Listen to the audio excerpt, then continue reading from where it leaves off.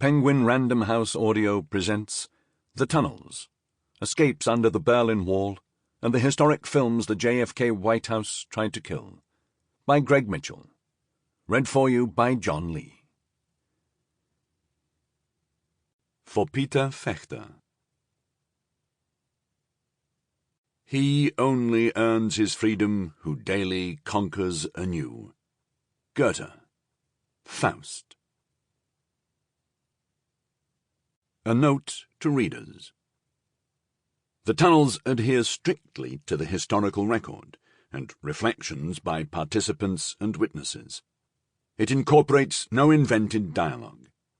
Recreated scenes are not imagined, but based in most cases on accounts of two or more participants.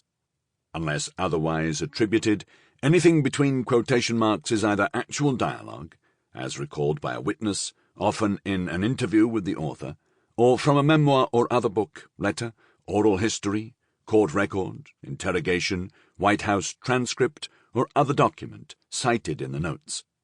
In some quotations I have corrected syntax or punctuation. All of the names are real. Addresses in Berlin, where street names are combined with Strasse as one word, for example, Schönholzerstrasse, are rendered here for clarity with Strasse or Platz or Allee as separate words.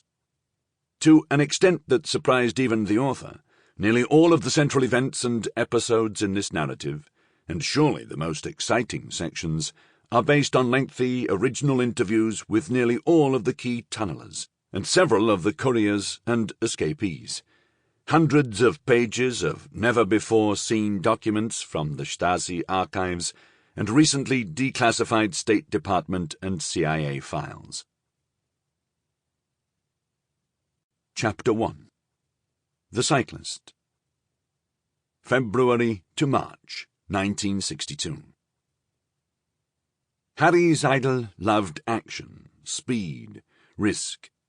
He found them all in bicycle racing.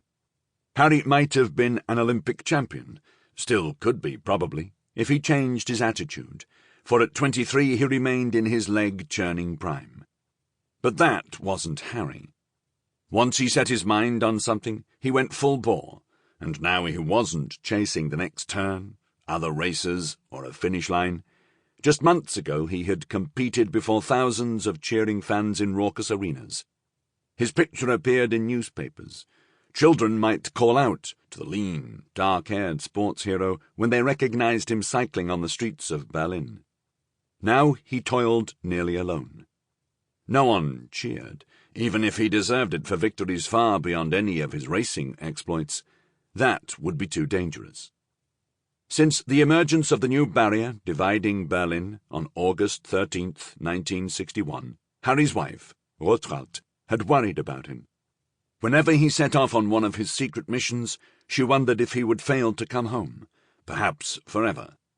Friends called Harry a Draufgänger, a daredevil.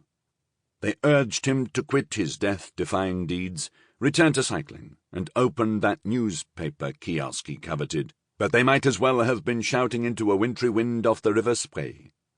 In just the first months after the wall arrived, Seidel had led his wife and son, and more than 24 others, across the nearly impenetrable border to the west.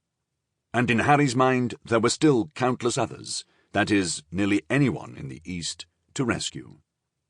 Seidel had drawn only praise from the state during his cycling career, which had culminated in several East Berlin titles and 2 medals at the 1959 East German Championships. Barely out of his teens, he quit his job as an electrician when the state began paying him to compete full-time. Even as he was being extolled in propaganda organs, Harry revealed himself as insufficiently patriotic when, unlike many others on the national team, he refused to ingest steroids to enhance his performance. He also failed to join the ruling Communist Party. This cost him any chance to make the country's 1960 Olympic team, and his government stipend was cancelled. Now, in early 1962, his reputation in East German secret police files as an escape helper matched his fame as a cyclist. The trade had not come without cost. Seidel's first escape had been his own. Sample complete. Ready to continue?